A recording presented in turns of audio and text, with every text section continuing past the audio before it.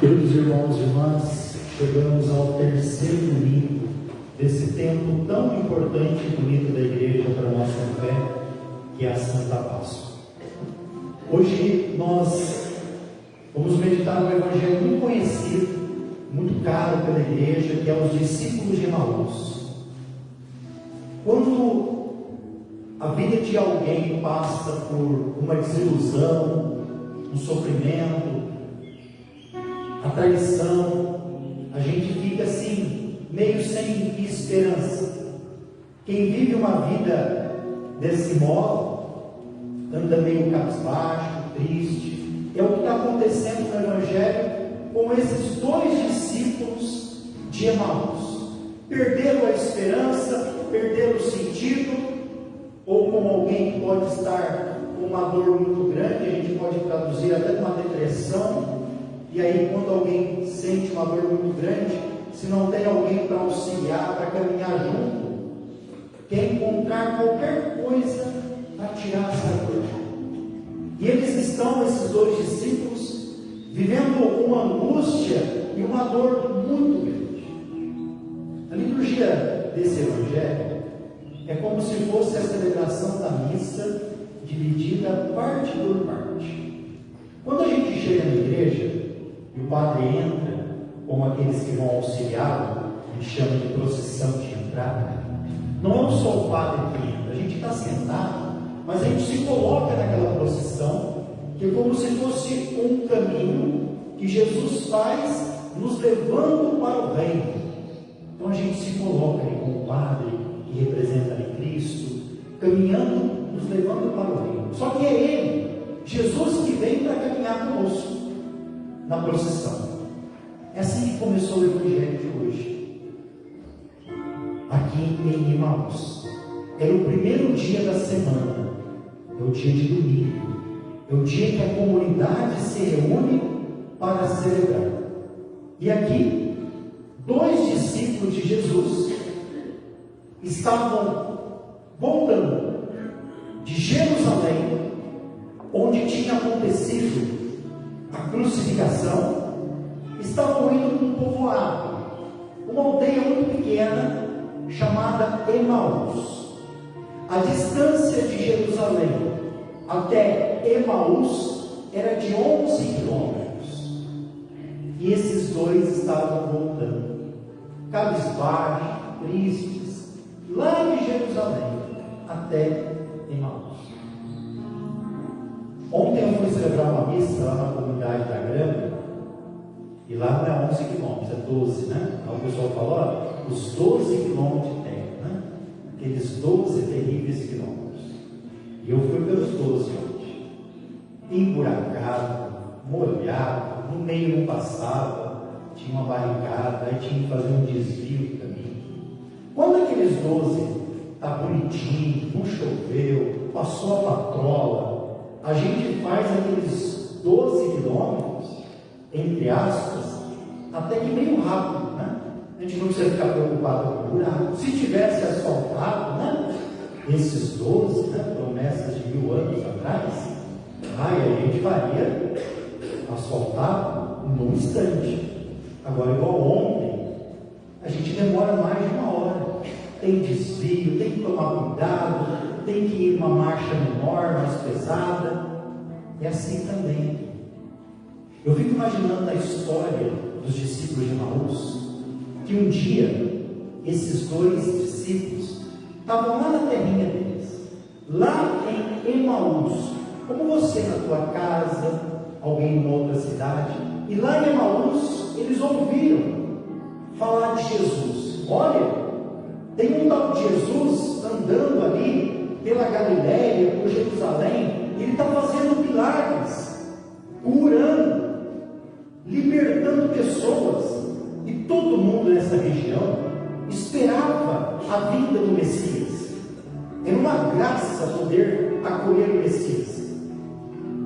Quando a gente quer encontrar uma coisa boa, quando a gente quer ir para um encontro de alguém que a gente ama, a gente faz o que for preciso. Quando a gente tem saudade de alguém, né, os pais dos filhos que estudam fora, a gente faz o que for preciso. para ir lá encontrar. A gente corre. E eu fico imaginando então, o coração desses dois, com a vontade de encontrar esse Jesus, que tanto falavam dele, ela vai libertar. E aí saíram um dia, lá de Emaús, e foram encontrar Jesus. 11 quilômetros a pé, vamos imaginar que dá 3 horas. Eu imagino que eles, quando foram, primeira vez, fizeram em 1 hora ou menos, porque tinha pressa, ia correndo, passava por qualquer obstáculo na vida, mas tinha uma intenção, tinha um motivo para viver. A gente tem que encontrar motivos para a gente viver. Qual o sentido da nossa vida? E esses dois saíram correndo para encontrar esse Jesus. 11 quilômetros, eles nem viram. Era uma alegria total, um contando para o outro: olha, nós vamos lá encontrar Jesus. É assim que a gente devia vir para a missa, com essa esperança, com essa alegria. Nós vamos lá, nós vamos encontrar, Ele vai dar a resposta que a gente precisa. E eles foram correndo. Só que aí deve ter visto muita coisa bonita, como você já viu. Deve ter visto Jesus curar pessoas, expulsar demônios. Só que chegou uma sexta-feira, e todos nós vamos passar por uma sexta-feira santa, e algo que eles não esperavam, aqueles que eles seguiam, foi pregado numa cruz, foi crucificado. A cena mais horrível que eles podiam imaginar. Aquele homem que ele viu, que eles viram, a mão que tocava nas pessoas libertava, aqueles pés que eles viam Jesus andar e não sentir cansaço de ir ao encontro dos irmãos, aquele peito que eles viam Jesus abraçados, quando precisava. Olha, eu estou aqui com vocês. Agora eles veem Jesus pregado numa cruz. Quando eles olham para aquele homem pregado, eles têm medo de acontecer o mesmo com eles. Decepção: nossa, eu coloquei toda a minha esperança nele, agora está empregado. E agora eles vão voltar lá de Jerusalém para Emaús, 11 quilômetros. Quem caminha 11 quilômetros sem esperança, decepcionados, demora 10 horas ou mais, 11 quilômetros. Porque os 11 quilômetros estão lá murmurando, conversando pelo caminho. Nossa, você viu? Colocamos nossa esperança em Jesus, está lá pregado. Vamos embora daqui. Vamos fazer o quê?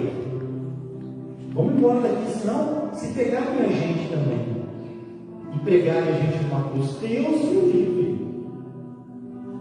Nossa, eu deixei tudo lá da minha casa, minha família, para vir aqui seguir esse homem, agora está pregado numa cruz. E aí Jesus aparece e caminha com ele. É Jesus que vem ao encontro de quem está assim, desanimado, como dizia. Vamos, Jesus, passear na minha vida. Quero voltar aos lugares em que fiquei só. Quero voltar lá contigo, vendo que estavas comigo.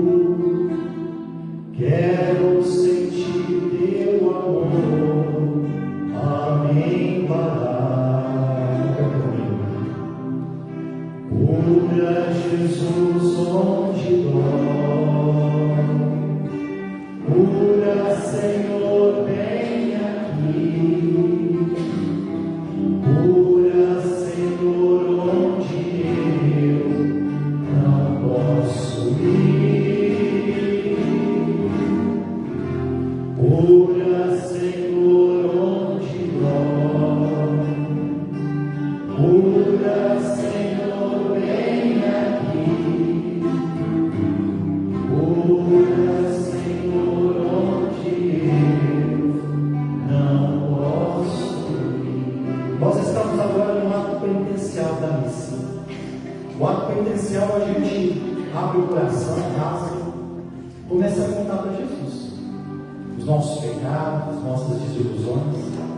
Os discípulos de Emaús estão no ato penitencial, desanimados, cabeça baixa, e no final Jesus vem no ato penitencial e dá o perdão, né?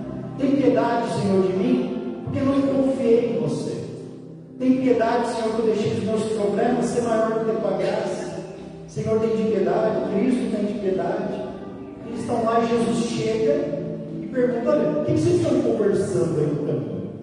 Sabe aquela pessoa, lá na minha terra tem essa expressão, não sei se vocês conhecem, que dá um de João sem braço? Ele sabe das coisas, mas pergunta. Então Jesus vai mais ou menos: o que vocês estão conversando? E eles falam assim: como assim? Você é o único peregrino por aqui que não sabe o que aconteceu, todo mundo sabe, né? Já foi postado no Instagram, no Facebook, está rodando no WhatsApp de todo mundo que Cristo foi crucificado, foi entregue pelos nossos líderes. Você não sabe? Ele não. E eles começam a contar esse drama, né? Aí Jesus, em determinado momento, está caminhando com eles, fala assim para eles: nossa, como vocês são lentos para entender. Jesus é tão delicado, né? Se fosse nós, então, como vocês são ruins para entender. Aí Jesus começa a explicar as Escrituras, e a parte da missa que a gente chama de liturgia da palavra. E ele começa desde Moisés, passando pelos profetas, ele começa a mostrar como Jesus estava presente em tudo isso. E conforme Jesus explica as Escrituras, o coração deles vai mudando. Estava assim, sem sentido, triste, preocupado com a cruz, desanimados. E agora com o coração começa a voltar a ter sentido, a voltar a pegar fogo, né, naquele nosso primeiro amor, aquele primeiro encontro nosso com Jesus. E assim o coração deles começa a aquecer, começa a mudar. Quando Jesus explica as Escrituras, de repente, Jesus de novo dá uma enganada. Jesus faz como quem vai embora. Quando eles percebem que Jesus está querendo ir embora, eles falam: não, por favor, espera aí. Eu imagino nós, no mundo moderno, as nossas casas todas fechadas, de cercas elétricas. Quem queria ter coragem de deixar um desconhecido que apareceu para caminhar conosco? Quem teria coragem de chamar um desconhecido para entrar dentro de casa? Aqui, o sentimento que eles estão vivendo, depois de Jesus explicar as Escrituras, é de alguém que não consegue mais viver, não consegue mais ficar sem a presença de Jesus. Jesus faz que vai embora? Não, por favor, não vai. Fica conosco. Fica conosco, Senhor. É tarde, a noite já vem. Fica conosco, Senhor. Somos seus seguidores também. Não é assim. Não dá mais para ficar sem Ele. E Jesus fica, entra na casa.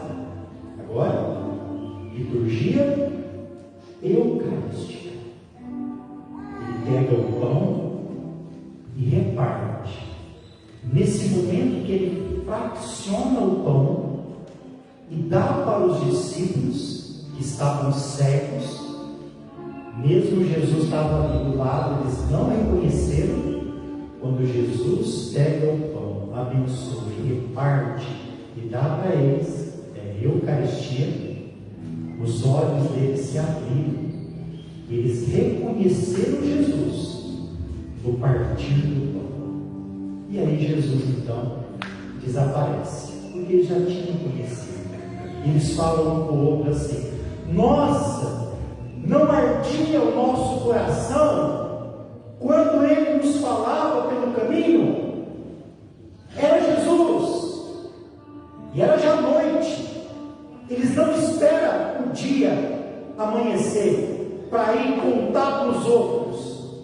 que Jesus está vivo. Depois do partir do pão, ele sai daí, correndo, com o coração cheio de Deus, alegres, e vão se encontrar com os apóstolos e os discípulos, e vão testemunhar: Jesus está vivo, como apareceu para as mulheres. Jesus está vivo, como Pedro testemunhou. E eles vão dar esse grande anúncio. É o final da missa. Oxalá que a nossa experiência fosse assim também. Ao sair daqui, ter feito essa experiência de sair com o coração cheio de Deus, sair também contando para quem está em casa, para quem precisa: olha, Jesus está vivo. Na minha tristeza, na minha depressão, Ele veio caminhar comigo, me curou, e agora eu quero partilhar essa experiência. Ele nos ressuscitou. Louvado seja o nosso Senhor Jesus Cristo.